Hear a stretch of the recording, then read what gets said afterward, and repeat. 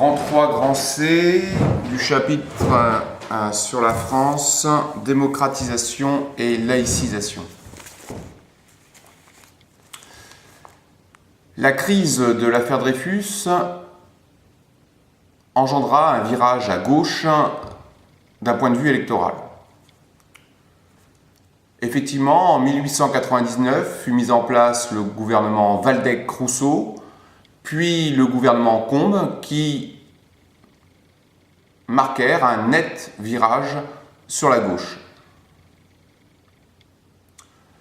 Waldeck-Rousseau comme Émile Combes sont connus pour leur combat contre les ligues nationalistes, notamment celle de Déroulède, la Ligue des Patriotes.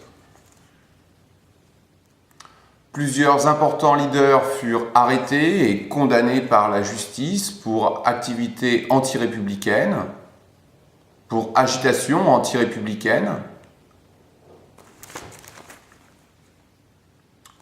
Cependant, l'Action française se constitua autour de Charles Maurras et composa une opposition à la République qui arriva à se maintenir jusqu'à la Seconde Guerre mondiale.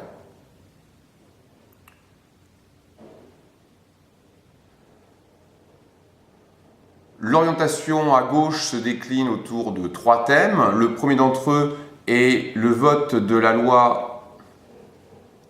Le premier est le vote de la loi du 1er juillet 1901 qui marque le droit d'association, qui donna naissance au droit d'association. Cette loi joua un rôle majeur dans l'approfondissement de la démocratie par l'implication toujours plus grande de la société dans le politique, en particulier par la constitution de partis politiques qui fut tolérée.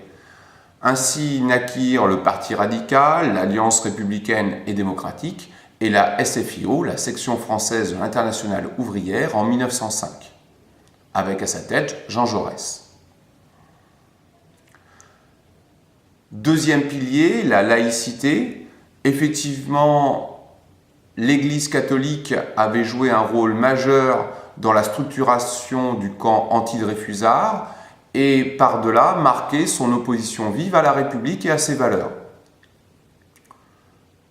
Malgré le ralliement du pape à la République en 1893, on voit bien qu'une large partie du clergé est très hostile à l'idée républicaine.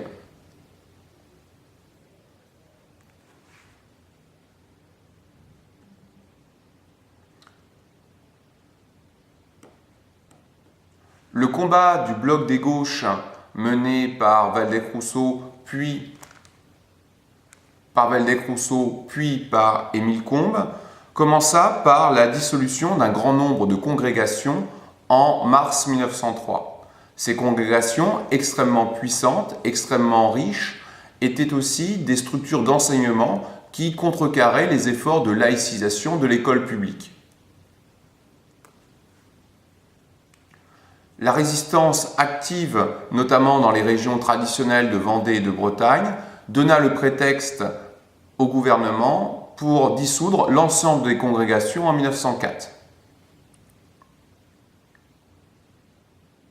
Le combat entre cléricaux et anticléricaux s'intensifia dans ces années et finalement, en décembre 1905, fut votée la loi de séparation des églises et de l'État.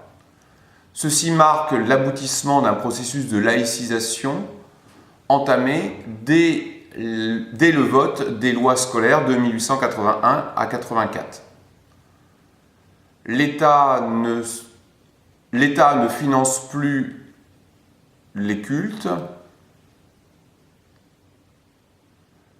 Les Français ne sont plus obligés de déclarer leur religion. C'est une stricte séparation entre la sphère privée et la sphère publique. Dans la sphère privée, les droits fondamentaux tels que la liberté de culte et la liberté de conscience sont bien sûr maintenus. Mais dans la sphère publique, le citoyen doit faire preuve de neutralité absolue, notamment dans les espaces publics de l'État, comme l'école ou les services publics.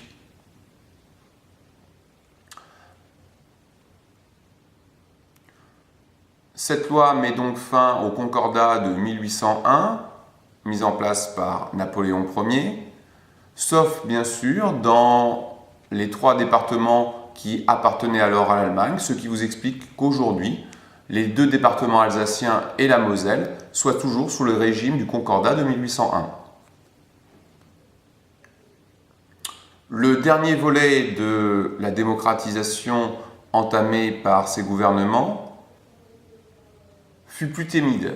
Il s'institua sur la question sociale. Les manifestations et grèves ouvrières pour la journée de 8 heures, le respect des droits syndicaux furent une question centrale de la période. Le gouvernement en tint partiellement compte, puisque une loi de réduction de travail de la journée à 8 heures de travail fut accordée pour les professions particulièrement difficiles, comme les cheminots et les mineurs.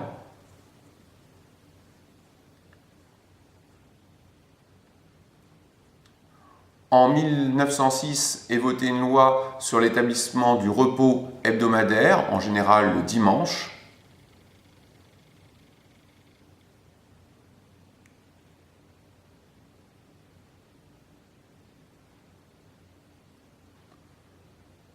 Il faut cependant nuancer ces avancées sociales, car dès 1906, on voit un certain conservatisme s'installer dans les gouvernements à dominance radicale. Effectivement, Georges Clemenceau n'hésita pas à utiliser la violence et la force pour réprimer des manifestations, notamment dans le Languedoc, où l'on releva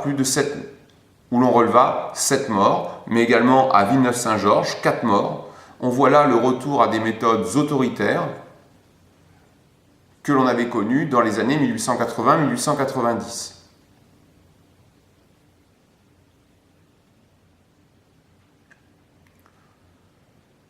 Mais cette période précédant l'avant-guerre est surtout marquée par les tensions internationales croissantes, affaire du Maroc, tensions grandissantes sur la question de l'Alsace-Lorraine, renforcement des alliances avec la Russie et l'Angleterre, annonce déjà une autre période.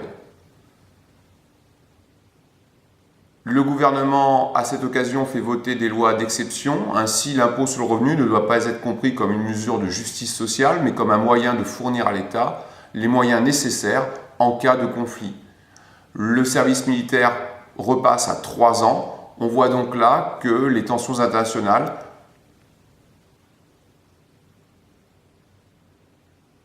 dominent la période et entraînent un affermissement du pouvoir.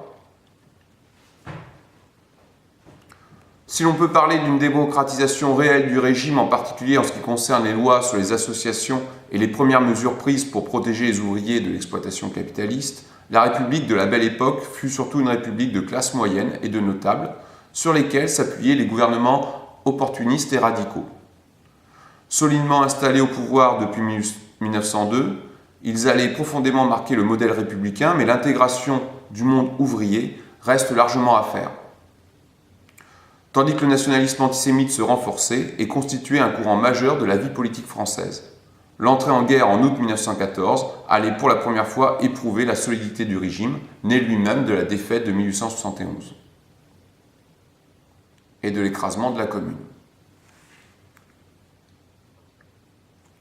Cette république est donc une république conservatrice qui met en place les libertés fondamentales sur lesquelles nous vivons encore, sur lesquelles notre république et notre démocratie sont encore solidement installées.